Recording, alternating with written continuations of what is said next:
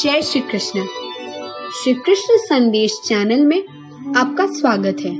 कृपया कथा व्यास पंडित श्री कृष्ण कुमार जी श्रोत्री के सभी उपयोगी ज्ञानवर्धक वीडियो प्राप्त करने के लिए इस चैनल को अवश्य सब्सक्राइब करें और वीडियोस को भी लाइक करें।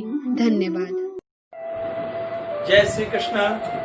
कथा व्यास पंडित कृष्ण कुमार श्रोत्री का आप सबको सादर जय श्री कृष्ण, ओम नमः शिवाय, सादर अभिनंदन। आज मैं आपको सावन के महीने में भगवान शंकर की उपासना, भगवान शंकर को प्रसन्न करने के बारे में मैं पुनः एक ये वीडियो लेकर आया हूँ। इस वीडियो में आपको इसी के विषय में मैं बताने जा रहा हूँ कि सावन में हम संक्षिप्त विधि से कैसे शिव पूजा करें और भगवान शंकर को क्या क्या हम चढ़ा सकते हैं जिससे कि हमारी वो पूजा पूर्ण मानी जाए। देखिए, सावन के महीने का जो महत्व है वो बहुत भारी है। भगवान शंकर को अत्यंत प्रिय है सावन, और सोमवार, सावन का सोमवार भी भगवान शंकर को अत्यंत प्रिय है। शिव भक्त अपनी इच्छित मनोकामना लेकर सोमवार का व्रत करते हैं, शिव जी की उपासना करते हैं। और इसमें एक बात बस ध्यान देने की है, अगर विधि सही है तो भगवान भोलेनाथ, भगवान शंकर अवश्य ही प्रसन्न होकर आशीर्वाद देते हैं, जिससे कि भक्त की परेशानियां दूर हो जाती हैं, संकट कट जाते हैं और उनकी मनचाही कामना भी पूरी हो जाती है भक्तों की। तो आइए जानते हैं कि शिव जी की पूजा में हम क्या करें, संक्षिप्त रूप से कैसे उनकी पूजा हम करें। तो सबसे पहले तो ये आपको करना है, जो पूजक है, जो व्रत करता है, जो सोमवार का व्रत कर रहा है, वो भी, जो सावन में अगर वैसे भी पूजा कर रहा है तो उसको भी ब्रह्म मुहूर्त में उठकर स्नान कर लेना चाहिए। इसके बाद स्वच्छ वस्त्र धारण करके, यदि आपके घर में शिवलिंग है तो आप घर पर, अन्यथा निकट के किसी शिव मंदिर में जाकर पहले भगवान गणेश जी का पूजन करें। वहाँ पर शिव परिवार होता है तो वहाँ पर पहले गणेश जी का पूजन कर लें और उसके बाद में भगवान शंकर और माता पार्वती का पूजन करें, शिव परिवार का पूजन करें। तो सबसे पहले गणेश जी का पूजन करने के बाद भगवान शिव का पूजन करें, अभिषेक करें। सबसे पहले भगवान शंकर को जल से स्नान कराएं, उसके बाद फिर गंगा जल से स्नान कराएं, और गंगा जल से स्नान कराने के बाद में दूध, दही, घी, शहद, ईख के रस आपके पास जो उपलब्ध हो, इन सब से आप उनको स्नान कराकर पुनः गंगा जल और शुद्ध जल से स्नान कराएं। इसके पश्चात जो शिवलिंग है मंदिर में या घर पर जहाँ भी आप पूजा कर रहे हैं, तो शिवलिंग पर हल्दी, चंदन आदि का लेप लगाएं। भगवान शंकर को सफेद फूल चढ़ाएं, और सफेद फूल चढ़ाने के पश्चात भगवान भोलेनाथ हैं और जल्दी प्रसन्न होते हैं। और किन वस्तुओं से प्रसन्न जल्दी होते हैं? भांग, धतूरा और बिल्वपत्र। तो भांग, धतूरा और बिल्वपत्र, इसके बाद इनको अर्पित करें। उसके बाद उनको भोग लगाएं, तांबूल अर्पण करें। लेकिन आप ध्यान रखें कि आप जो भी कुछ चढ़ा रहे हैं, या आप जल से अभिषेक कर रहे हैं, गंगा जल से स्नान करा रहे हैं, दुग्ध से अभिषेक कर रहे हैं, जो भी कुछ आप कर रहे हैं, उन सब करते समय, आप अभिषेक करते समय, सामग्री चढ़ाते समय आप ओम नमः शिवाय, ओम नमः शिवाय इस मंत्र का जप या महामृत्युंजय मंत्र का जप आपको हमेशा करते रहना होगा।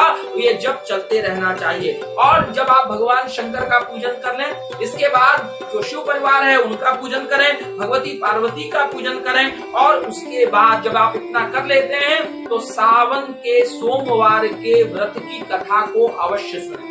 पूजन करने के बाद में वही मंदिर में, या अगर आप अपने घर पर पूजन कर रहे हैं तो वहां पर बैठकर सावन के सोमवार की व्रत की कथा, सोमवार के दिन की बात ये बता रहा हूँ, तो सावन के सोमवार के व्रत की कथा सोमवार को अवश्य सुननी चाहिए। उसके बाद भगवान भोलेनाथ की आरती करें, फिर पुष्पांजलि करें और प्रणाम करें, उनसे क्षमा याचना करें। इस प्रकार अगर आप सोमवार का व्रत भी करते हैं तो आप उसका पूजन भी करते हैं। व्रत और पूजन दोनों आप कर सकते हैं। सोमवार का व्रत करें, बहुत बढ़िया, नहीं तो सावन भर आप पूजा भी कर सकते हैं। आप केवल सोमवार को केवल पूजा करना चाहें, व्रत न करना चाहें, तो वो भी भगवान आपको स्वीकार करेंगे आपकी उस पूजा को। अगर आप सोमवार का व्रत करते हैं तो दिन में केवल एक समय बिना नमक का भोजन ग्रहण करना होगा। आपको याद रखें, श्रद्धा से ही सब कुछ संभव होता है, इसलिए श्रद्धा युक्त होकर व्रत करें। और अगर पूरे दिन व्रत रख सकें तो बहुत बढ़िया, नहीं तो सूर्यास्त तक तो व्रत अवश्य ही रखें। अब मैंने आपको संक्षिप्त में बता दिया कि किस प्रकार से आपको पूजा करनी है। अब मैं आपको फिर भी बता देता हूँ कि शिवलिंग पर जो वस्तुएं चढ़ाई जानी चाहिए वो कौन कौन सी हैं। इन शिवलिंग पर इन वस्तुओं के चढ़ाने से भगवान शंकर सहज में बड़ी शीघ्र प्रसन्न हो जाते हैं।